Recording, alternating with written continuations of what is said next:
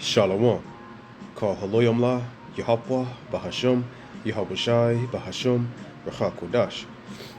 Barakta Yahweh, Barakta Yahushai, Barakta Racha Kodash, Bahashum, Yahushai, Bahashum, Racha Kodash. Shalom. And double honors to the elder apostles of Great Millstone. Shalom to the elders in the Akim and the Aqua of the hopeful elect. Shalom. Excuse me. So, I just want to go into a quick video over Psalms chapter 36, verses 1 through 4. You know, as we read the Bible, you know, Christianity have put a bad understanding, evil understanding on the Bible, right? Because they make you believe that the book of Psalms is a book of songs, which is a book of songs, prophetic songs by King David, right? But and also a couple of other songs by chief musician, I think Asaph, right? But anyways, they make you think the book of Psalms is like, you know, to dance and just sing and dance and jump around, you know, in church service. But actually, the book of Psalms is a lot of prophetic, hardcore, frightening judgments, and also, you know, the end to the wicked, which is headed by Esau Edom, which is a large part due to is about Esau Edom, the so-called white race. But Salaki, I'm a little under the weather, but bear with me. We'll go ahead and grab these first 4 verses and get some precepts. We'll go ahead and close out. So it reads here, it says, to the chief musician, a psalm of David, the servant of the Lord Yahweh. The transgression of the wicked saith within my heart, that there is no fear of Yahweh, Bahasham Yahushai, before his eyes. So this is David saying, when he see the transgression of the wicked, observing the wicked in their transgression and their sins, makes him believe that they have no fear of the Most High. And we know the Most High say the beginning of wisdom, for fear of the Most High power is the beginning of wisdom. So they have no wisdom because they don't fear the Most High, right? And the chief wicked is Esau Edom. So, and they teach, and Christianity teaches you that the laws are done away with, and then you'll be in transgression along with the wicked that teach that, the Edomites. So going to Psalms 14:1, I just drop down to the main part. It says, the fool hath said in his heart, there is no power. They are corrupt. They have done abominable works. There is none that doeth good. So that's what's going on when you see the wicked committing sin. They don't fear the Most High, and then the chief wicked, the Esau Edomites, the white race, right? They're the ones that say they came up with the whole word atheist, right? Meaning they don't believe in a God. When how can that be when every day the sun and the moon is in a course and in perfect order for forever, right? You can time it with the watch, right? Of when the moon and when the sun go up and go down, and when the moon, come up and go down, right? Just that alone proves that there is a peaceful, almighty power that's going to judge the wicked. So, continuing on in verse, and so we'll go to Ecclesiastes chapter 8 and verse 11. And this is why they have no fear. Verse 11, because sentence, that means judgment against an evil work, is not executed speedily, meaning that when they commit that sin, that they don't get judged right then, because that happens. Therefore, the heart of the sons of men is fully set in them to do evil. So because they're not immediately judged, they believe that they're okay. And that's why they have no fear, because they're not, being judged. Because what has happened in America? Nothing yet, right? But it's happening now. The Most High is bringing this place to an end, and Babylon the Great. And judgment is about to go forth at an all-time high, never before seen on the planet Earth. So in verse 2, it says, for he flattereth himself in his own eyes. He's proud, right? Until his iniquity be found to be hateful. So part of that flattery, he flatters himself because this is what he think. One of the things he thinks right here in Psalms 49 and 11. Their inward thought is that their houses shall continue forever. And that's America. No one thinks, from the wicked at least that rule this place, in America to the citizens, they thought that this place was going to go on forever because of their military might, right? And that no war and that nobody can make war with the beast. But that's a lie. That's the Most High setting them up for the greatest fall ever in the history of all heathen nations. That their houses shall continue forever, and their dwelling places to all generations. And that they call their lands after their own names. Like America was named after a so-called white man, Amerigo Vespucci, and Africa was named after Leo Cipriano, Leo Scipio Africanus, right? And his brother named Asia as well, Asiaticus. So we know that these areas, they're all named after so-called white people that has conquered these lands since they came into power as the Greeks back in around 331 BC. And that's their pride, right? So going back to Psalms 36.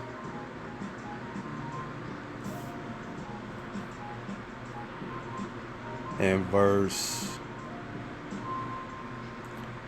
2, it says, "For he flattereth himself in his own eyes, until his iniquity be found to be hateful." Because he's pulled the wool over everyone's eyes, making them strive to come after him, right? And then when they wake up out of that satanic fairy tale, then they're going to be mad at the lies that they believe from the so-called white man. So from there we'll get, Revelation 18:7. "How much she hath glorified herself, and lived deliciously, so much torment and sorrow give her." Because America has lived deliciously over everybody, especially the Israelites, so-called Blacks, Latinos, Native American Indians. For she saith in her heart, "I sit a queen, and am no widow, and shall see no sorrow." And that's her flattering herself, right? That's how the white man flatters himself, as a nation, because they think they're going to last forever, and that no one can make war with her, and no one will take her down. But the Most High sets up and he brings down. Let's see. From there we'll go to Revelation 17 and 16. And this is why their lies of iniquity will be found to be hateful by the nations. Revelation 17:16.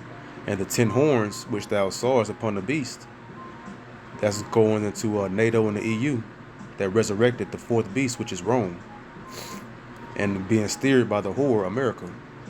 "These shall hate the whore, and shall make her desolate and naked, and shall eat her flesh, and burn her with fire," because they're going to link up with Russia and China and Persia, who are the Iranians today, who is Gog and Magog, and all of Russia's and China and Persia's allies. And then the NATO and EU, they're going to link up with Russia and Gog and Magog, because they're tired of the whore dragging them into wars, and they're going to all just go ahead and say it's better off to just obliterate this whore off the map with those thermonuclear missiles. And that's how they're going to burn her with fire. And that's why her iniquity, her sin, is being found to be hateful. At first, her sin was being found to be loved because they all were living deliciously with her, right? But now America is falling, Babylon is falling, and they won't be able to get back up. And now they're hating her, and they're going to turn on her, because there's no honor amongst thieves, right? And they're going to burn her with fire. So from there we'll go to Revelation 18:3. "For all nations have drunk of the wine of the wrath of her fornication." And fornication is everyone spiritually fornicated with the whore, America, Babylon the Great. And they found her sin to be loved, but now they realize how wicked and filthy this whore, America, is. And now she's being found to be hateful now, and they're going to turn and burn her with fire. "And the kings of the earth committed fornication with her," because why? The whore has the Israelites in captivity, and they're all eating off of our sword. The dogs are licking our sores and our wounds, and making a lot of money and living deliciously off of our destruction.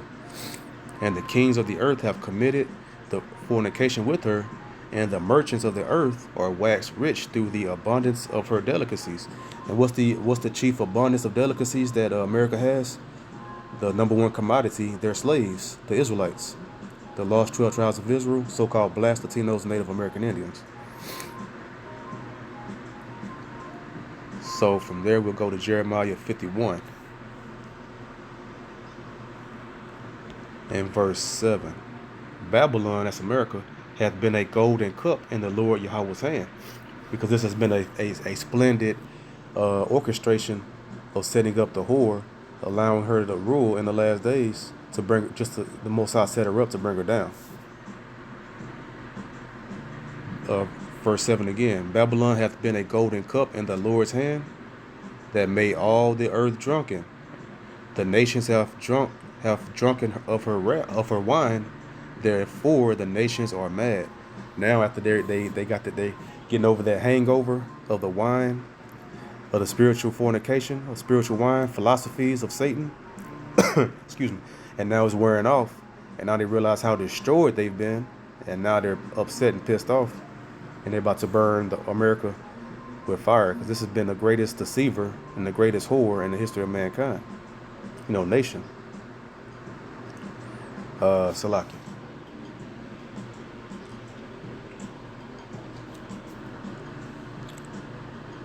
All right, so going back to Psalms 36 and verse 3. The words of his mouth are iniquity and deceit.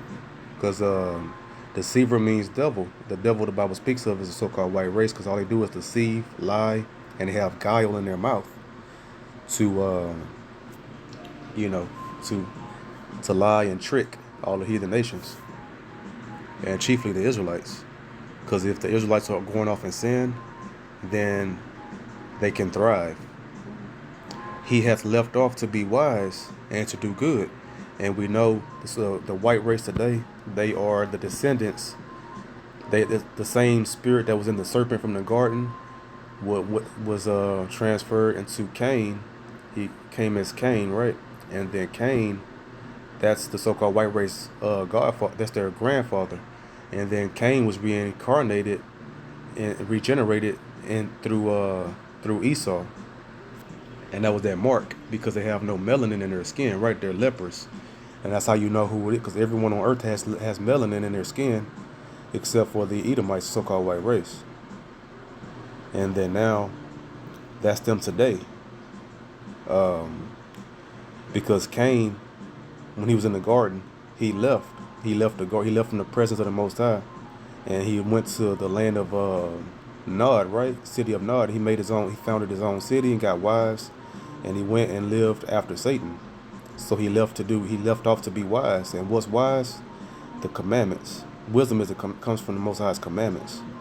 And what's doing good, keeping the commandments and doing what the Most High say. But he left.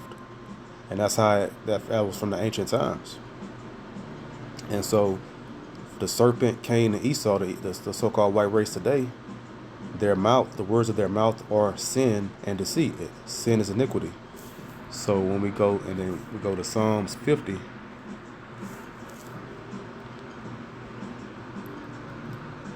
verse 55 and verse 20. He hath put forth his hands against such as be at peace with him. He hath broken his covenant, and his main covenant he broke was the peace treaties, when they were calling themselves pilgrims, right?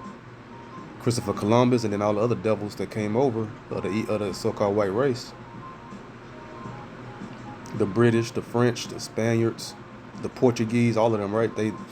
But the pilgrims made those peace treaties with the natives, which was the Northern Kingdom, the tribe of Gad and Reuben, and the so-called Latin tribes, right? And then they broke every last peace treaty and stole their land. He broke in the covenant, and then he destroyed them and stole the land. Verse 21, the words of his mouth were smoother than butter, but war was in his heart. And how was that? In part because of they gave them those what was that, smallpox or measles written blankets. The pilgrims gave that to the natives as a quote unquote gift. Blankets, but those blankets was riddled with disease, and that was a great way of how they wiped them out in a mass number before they waged full out war with weaponry, right? So, but war's in their heart. His words were softer than oil, yet were they drawing swords, because they're the softest speaking nation on earth. So everyone thinks that they're so precious and cuddly and nice and innocent, right? Because of the how soft they speak. But but their mind, spirit, and soul is completely opposite from the soft words that they speak. Just look at their history and their actions, right? Their history of violence. And then from there we'll go to Slocky. And then go into those words. Let's go to Sirach 10 and verse. No, let me see. 12 and verse 10. Never trust thine enemy. So the Most High told us that we will go into slavery again with ships and be sold into our enemies in Deuteronomy 28 and 68. So who sold us on auction blocks? The so-called white race, the Edomites. So they're our enemy, and we are to never trust them. But most of our people do, right? For like as iron rusteth, so is his wickedness. So he's going to wax worse and worse. Verse 11. Though he humbled himself and go crouching, those soft, smooth words, smoother than oil. Yet take good heed and beware of him, because eventually that devil horns are going to raise up and stab you in the back. And thou shalt be unto him as if thou hast wiped a looking glass, and thou shalt know that his rust hath not been altogether wiped away. So rust going into deterioration, because he's a degenerate. He's the degenerate of the earth. So even though he'll talk smooth words, and he'll act like he's humble and that he's nice, but in his heart is war. And as soon as he finds an opportunity, because he's a coward, he don't come at you like a man. He sneak attacks you with his soft words, and as soon as you least expecting it, then you'll be bitten by that serpent. So verse 13. Who will pity a charmer that is bitten with a serpent, or any such as come nigh wild beasts? So one that goeth to a sinner and is defiled with him in his sins, who will pity? So most of our people, the 2/3 of Israel, they allow the serpent near them, and the so-called white race, the Edomites, and then because they think that he's so nice and kind because of his soft words, but then he's a serpent, and when he bites them, who's going to pity that fool that allowed that snake to get near him, right? The hopeful elect, the hopeful, sincere elect will not pity, because 2/3 of our people always forgive him immediately when he do bite our people, right? That's pure foolishness. And then we'll go to John chapter 8 and 44. Excuse me.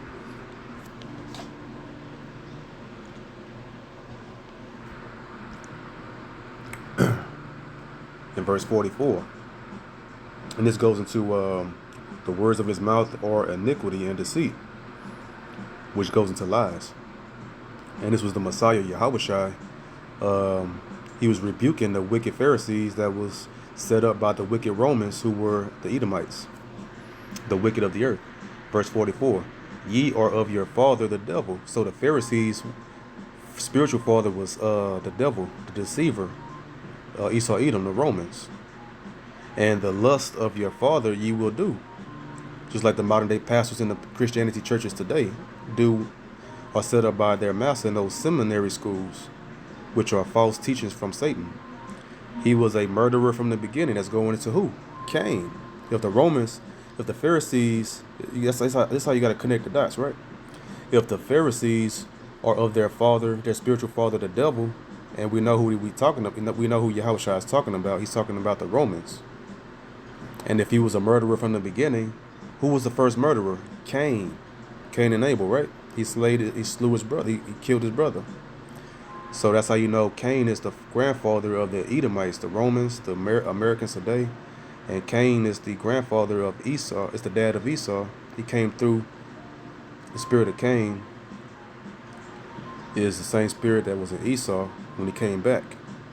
And now the Edomites today are the so-called white race, the ancient Romans, the Greeks and Romans. And that's how you piece it all together, right? Through the spirit and power of Yahweh Basham Yahushua.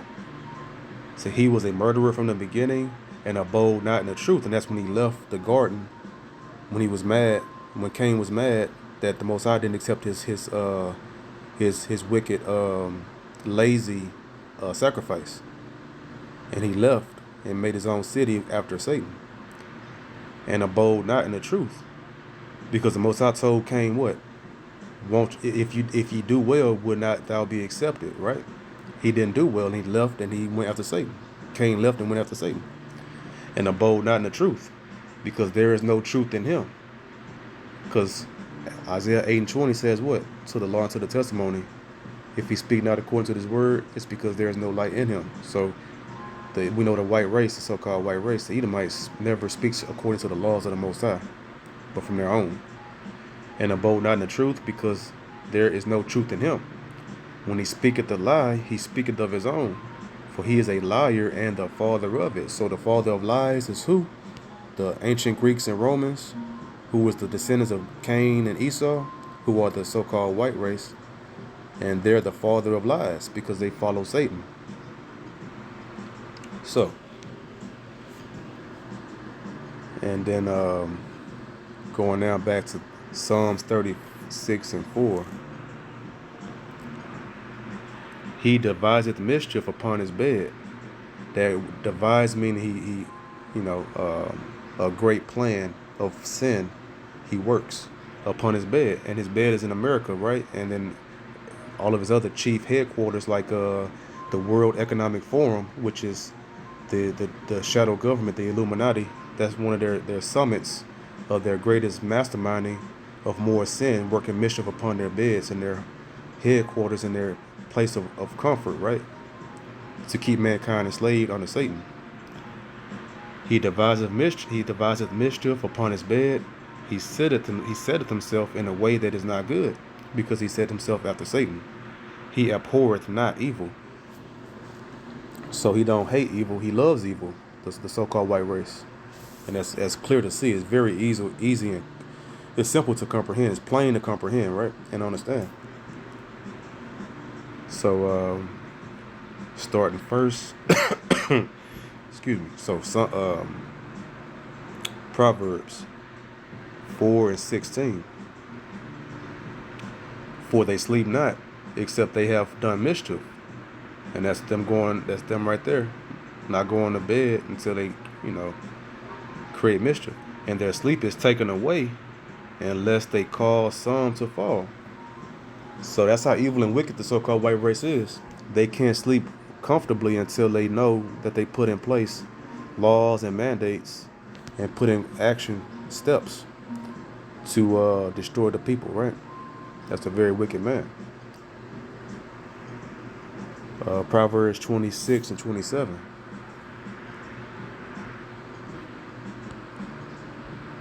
Whoso diggeth a pit shall fall therein, and he that rolleth the stone, it will return upon him. So, in verse 28, a lying tongue hateth those that are afflicted by it, and a flattering mouth worketh ruin. So flattering goes into smooth things. So we know the truth cuts like a double-edged sword. So if you're being smoothly talked by someone, then that's going into flattery and wickedness, and that's the cousin of pride and deceit and sin. So we know that they're devising wickedness to keep us enslaved, but they're digging a pit only for themselves, as Haman did, right? When he tried to kill the Jews, the southern kingdom, during the era of the Persian Empire. Haman, the Edomite, he tried to kill the Israelites, but he had set up a gallows of nooses and to hang and kill the Israelites. But actually, he set that up for himself, because Haman and his wife and children, they were hanged upon the gallows instead. So that's what that goes into. They're setting up wickedness for us, the Israelites, but when they rise up, the Most High going to rise up and destroy them, the Edomites, the so-called white race. Let's see. From there we'll get way that is not. Yeah. So also he sets himself up in a way that is not right, but a way that is wicked. Isaiah 14:13. For thou hast said in thine heart, I will ascend into heaven, and that's their going into space, you know. So I will exalt my throne upon the above the stars of Yahweh. I will also sit upon the mount of the congregation that goes into the Israelites, and the sides of the north. And what north is that? Babylon the Great, America. So, cause when did he go above the stars and doing this NASA space program over here in America, right? And that's North America. So that's what's going on. That's Esau Edom. No other nation can, no other nation fits this. If another nation fits it, who was it, right? Only the Edomites have been doing this, and they've been shooting thermonuclear missiles into the atmosphere as well, and all, in different testing zones and testing sites that they have. So we'll go to they let's see. Okay, Second Thessalonians 2:4. Who opposeth him, Slakia, who opposeth and has exalted himself above all that is called Yahweh or that is worshipped, so that he as Yahweh, Bahashem Yahushai, saith in the temple of Yahweh, showing himself that he is Yahweh. So we know with the Roman Catholic Church and then the Jewish people, the little hats, that's how they set them. That's how they set themselves up, claiming to be, the children of the Most High, and the images, the blasphemous images, whitewashing everything. We all know that that's falsehoods, blasphemy, profanity, and complete abomination. So that's who that's talking about. So King David in his songs, he's calling out the Edomites to a T, the so-called white race. And then also Esau Edom, he abhorreth not evil, he loves evil, right? And so Ezekiel 35 and verse 5. Because thou hast had a perpetual hatred, and hast shed the blood of the children of Israel by the force of the sword, in the time of their calamity, in the time that their iniquity had an end, because now our iniquity is done. It's time for us to get redeemed. But Esau Edom, he will never stop. He has a perpetual hatred from the womb of Jacob and Esau. And we took his birthright, only because the Most High allowed the story to play out that way. But the prophecy, when Rebekah was pregnant with Esau and Jacob, the Most High had told Isaac and Rebekah what? That two different nations are in our womb. The elder shall serve the younger. And how can the elder serve the younger? Well, who was the first came out? It was Esau. He's the elder brother, and he's going to serve the younger, which is Jacob.